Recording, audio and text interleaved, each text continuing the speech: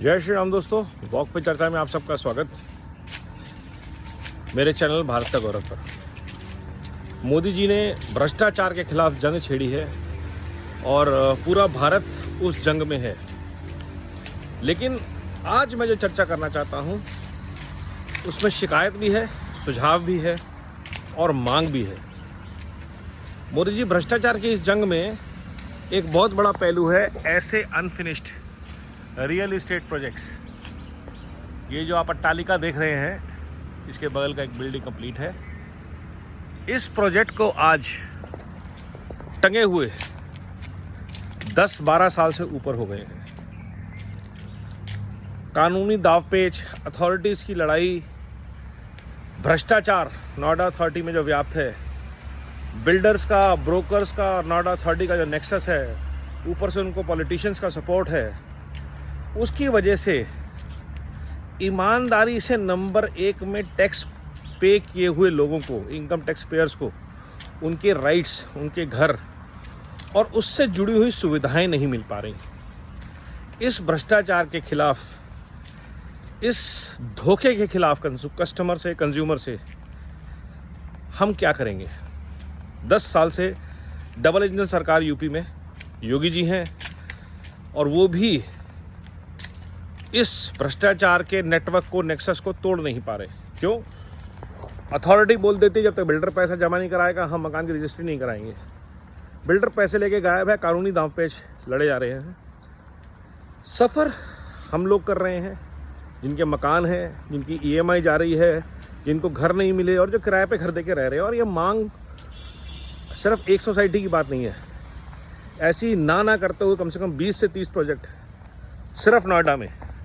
वो नोएडा जो प्रगति का ज्योतिपुंज बन सकता है, उसे भ्रष्टाचार का सूरज बनाया हुआ है इस भ्रष्ट तंत्र ने। इसके खिलाफ क्या करेंगे हम? तो मेरी मांग है, जैसे ही हमारी सरकार बनती है तीसरी बार, 60 दिन के अंदर इसका रेजोल्यूशन होना चाहिए। रजिस्ट्रीज ओपन होनी चाहिए, लोग अपने पैसे देंगे, रजिस्ट्रीज करवाएंगे, प्रोजेक्ट पूरे होने चाहिए।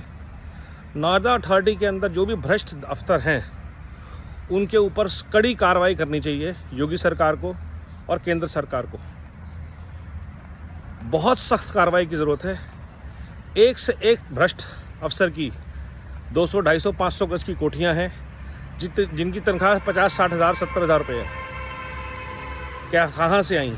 कोई किसी से सवाल नहीं पूछता, सब मिले हुए हैं। उनको राजनीतिक संरक्षण प्राप्त है। भाजपा के MLA हैं, भाजपा के MP हैं। आज तक कोई एक्शन नहीं, कोई आवाज़ नहीं, कोई प्रदर्शन नहीं होम बायर्स के लिए। 10,000 घरों का मतलब हो गया 10,000 से ज़्यादा ही घर होंगे। करीब 1 लाख से ज़्यादा लोग जो अपने घरों से वंचित हैं और जो रह रहे हैं, जो अलग अलग शहरों से नोएडा शिफ्ट हो गए, उनको सुविधाएं पूरी नहीं है। हमारे यहाँ पे जो हमारे कम्युनिटी सर्विसेज हैं, उनको बिल्डर ने पहले हमारे लिए बनाया और फिर किसी और को बेच दिया। और वो बेचने के बाद वो नक्शा भी पास करा लिया नोएडा अथॉरिटी में, कैसे किसी को नहीं पता, हमें एक नक्शा बेचा गया। तो ये जो भ्रष्ट तंत्र चल रहा है, जहाँ पे ये सब मिले हुए हैं और लोगों को कह दिया जाता है आपको लड़ना है तो कानूनी लड़ाई लड़ लो।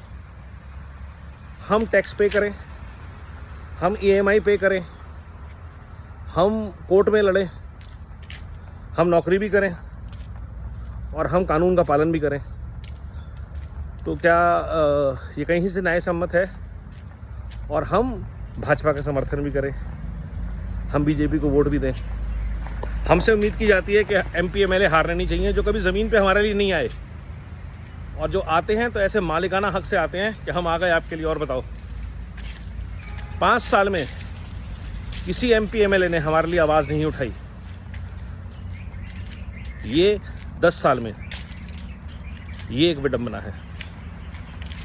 तो आपसे और योगी जी से अनुरोध है कि कहीं भी मिडिल क्लास जो लोग हैं उनका हक पहले होना चाहिए, किसी भी जगह पे, चाहे सर्विसेज में हो। क्योंकि हम लोग नेशन बिल्डर्स हैं। आप ही कहते हैं कि हमारा पैसा राष्ट्र निर्माण के लिए बहुत काम आता है।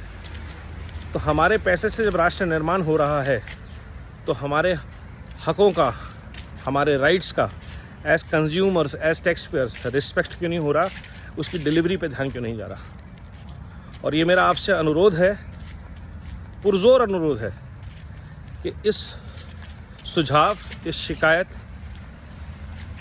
और इस मांग पे तुरंत कार्रवाई की जाए। हो सके तो इलेक्शन से पहले, क्योंकि यूपी सरकार कर सकती है, और नहीं हो सके तो इलेक्शन के तुरंत बाद 60 दिन के अंदर इसके ऊपर कार्रवाई होनी चाहिए, जिसकी मिसाल बने और नोएडा वापस एक गुड गवर्नेंस का ज्योतिपुंज बने, जो investments, good quality of people, good quality of life का मैग्नेट हो, मॉडल हो। और पॉसिबिलिटी है, ऐसा नहीं है कि पॉसिबिलिटी, जिस जगह मैं घूम रहा हूँ ये ग्रीन बेल्ट है जो नोएडा अथॉरिटी ने डेवलप करी थी, और लोगों ने इसमें पेड़ लगा के इसको जंगल बनाया है। तो ऐसे प्रयास भी हैं, लेकिन भ्रष्ट तंत्र के आगे जब ऐसी अट्टालिकाएं खड़ी होती हैं तो विश्वास टूट जाता है। जब आप 10 साल से ऐसी चीज़ें देख रहे हैं, इसको हमें ख़त्म करना है। ये कैसे ख़त्म करेंगे? अनफिनिश्ड प्रोजेक्ट की एक मिसाल है। ऐसे घरों में लोग रह रहे हैं जहाँ पे सुविधाएं भी पूरी नहीं है, जिसके लिए पैसे दिए हुए हैं, एक्स्ट्रा चीज़ कुछ नहीं मांग रहे।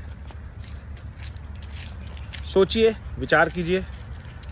जय हिंद, वंदे मातरम, नमो भारत।